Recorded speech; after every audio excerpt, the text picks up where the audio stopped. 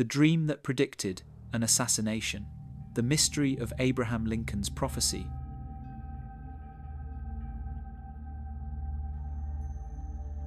April 1865. America is just beginning to breathe after an exhausting civil war that claimed hundreds of thousands of lives. In the White House, at the very heart of the victorious nation, President Abraham Lincoln, weary from the burden of power and years of bloodshed, finds little cause for peace. Despite the North's long-awaited victory, the air is still thick with tension. It is during this time, just a few days before the fateful events, that the head of state has an unusually vivid and disturbing dream, which he later recounts to his wife and several close friends. This dream was so realistic and frightening that, according to witnesses, it haunted the president, leaving behind a heavy premonition of impending disaster. It was not just a nighttime vision, but something more, a dark omen, the details of which would soon begin to manifest with terrifying accuracy.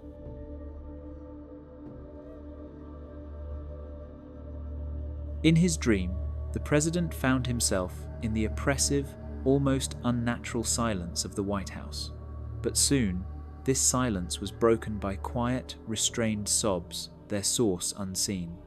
Led by this mournful sound, Lincoln rose and went from room to room but found not a single soul. The sound led him to the East Room, where a shocking sight awaited him. In the middle of the hall stood a funeral catafalque, upon which rested a covered body. Soldiers of an honor guard stood around it, and a crowd of people with grief-stricken faces gathered nearby. "Who is dead in the White House?"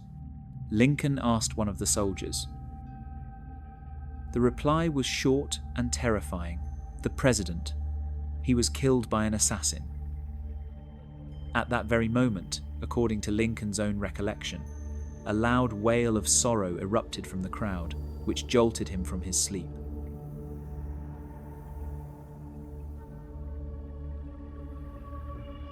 The 14th of April, 1865, Good Friday. Washington is gripped by euphoria following the surrender of the Confederate Army. President Lincoln, accompanied by his wife, decides to attend a comedy performance of Our American Cousin at Ford's Theatre. The evening promises to be light and festive. The presidential box is decorated with flags, and the public greets the first couple's arrival with ovations. Nothing foretells the tragedy to come. However, during the third act, a well-known actor named John Wilkes Booth slips into the box, waiting for a line guaranteed to elicit a burst of laughter from the audience. The short crack of a pistol shot is heard, which many in the audience initially mistake for the general noise. Booth, having mortally wounded the president in the head, leaps onto the stage and escapes. The dream began to take on a sinister reality. There was a murdered president, there was an assassin, and all around was a rising tide of panic and grief.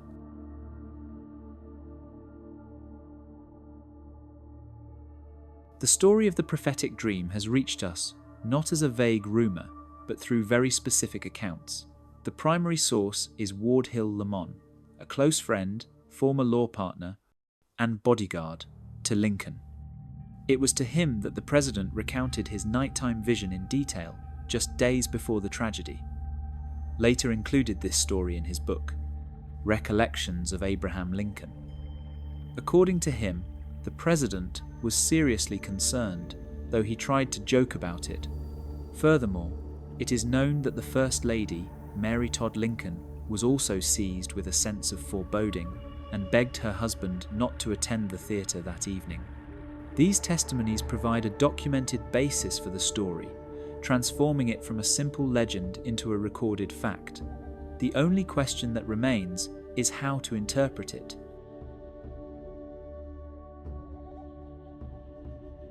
The story of Abraham Lincoln's prophetic dream is not just a beautiful legend, but a historical curiosity documented by his closest circle.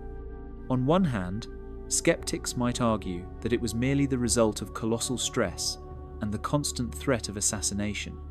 In a war-torn country, the president was the main target, and his subconscious could have simply dressed these fears in a vivid, symbolic form. On the other hand, the striking accuracy of the details, the setting, the cause of death, and even the mourning for the head of state casts doubt on a simple coincidence. History does not provide a direct answer. It leaves us alone with the question: was this just a nightmare of a weary man who brilliantly foresaw the danger, or did he, for a few moments, truly manage to peer behind the veil of time and see the inevitability of his own fate?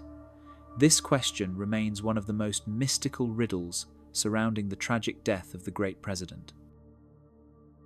Make sure you like and subscribe. See you later.